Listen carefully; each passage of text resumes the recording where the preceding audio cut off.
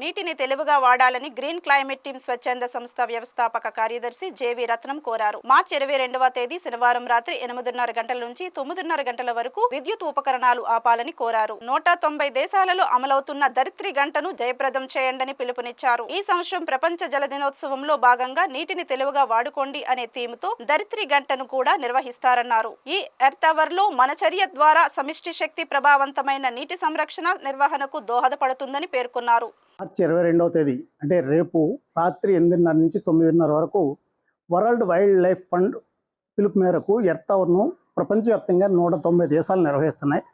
మన దేశంలో కూడా నిర్వహించాలని మేము కోరుతున్నాము.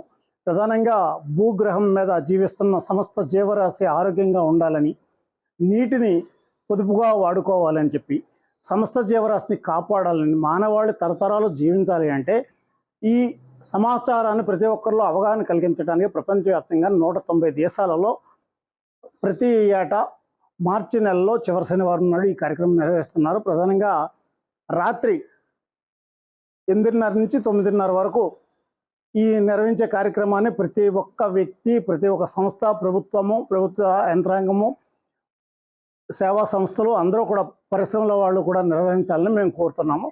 గ్రీన్ క్లైమేట్ టీమ్ ఈ విషయమై ప్రజలకి అవగాహన కల్పించేందుకు ప్రయత్నం అయితే చేస్తూ ఉంది. Thank you.